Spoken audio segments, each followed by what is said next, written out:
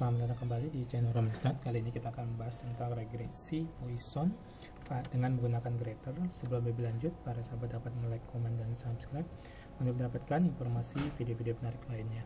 Nah, regresi Poisson adalah regresi yang digunakan apabila variabel dependennya berupa data diskrit atau data cacahan, seperti misalkan jumlah kelahiran, ya itu 1 orang, 2 orang, 3 orang, atau misalkan jumlah hari terlambat 1 hari, 2 hari, 3 hari, seperti itu.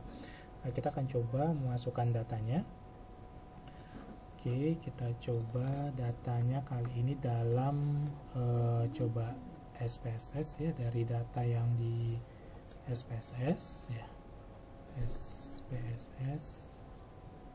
Oke, nah formatnya kita buat format SPSS.saf ya, dotnya adalah .saf. Nah, kelihatan di sini kita ambil data regresi Poisson.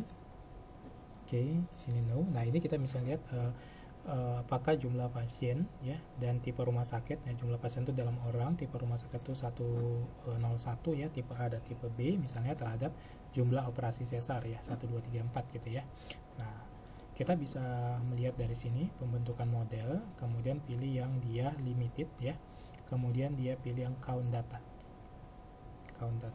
Nah, di sini berarti kita masukkan adalah dependennya adalah operasi sesar, kemudian di sini jumlah pasien dan tipe rumah sakit, masukkan sebagai regressor.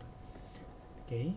Kemudian nanti distribusi yang digunakan ini bisa dua. Yang pertama adalah negatif binom Poisson. Ini kalau dia nanti ada satu syarat di mana dia harus ekspektasi dari rata-rata sama dengan variansnya, atau yang disebut ekspektasi dari rata-rata sama dengan variansnya, atau min sama dengan variansnya, yang disebut dengan equity dispersion. Kalau dia lebih besar atau lebih kecil disebut dengan over atau under dispersi ya. Nanti kalau itu terjadi maka kita menggunakan negatif binomial.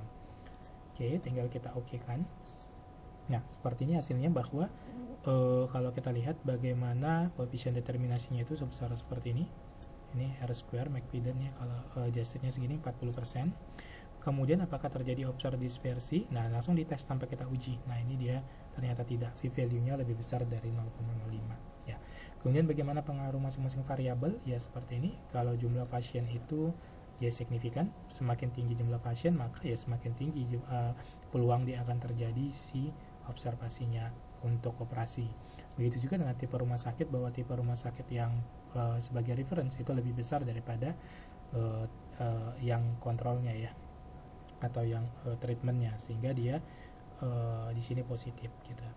Nah, tes yang bisa kita lakukan di sini adalah apakah residualnya berdistribusi normal atau tidak. Nah, kalau kita lihat di sini residualnya ternyata berdistribusi normal ya. Nanti bisa kita lihat hasilnya. Nah, ini dia. Kemudian kita bisa cek lagi untuk kolinaritasnya, multicall-nya. Ternyata antara jumlah pasien dan tipe rumah sakit tidak terjadi multicall. Seperti itu.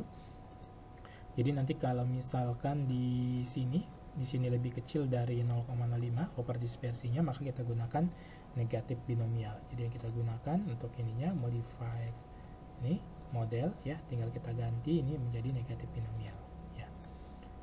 Oke, karena dia di sini dia tidak terjadi si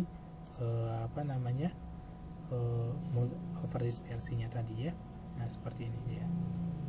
Oke, jadi alfanya ini mendekati si 1, dia signifikan karena dia tadi tidak terjadi over dispersi ya.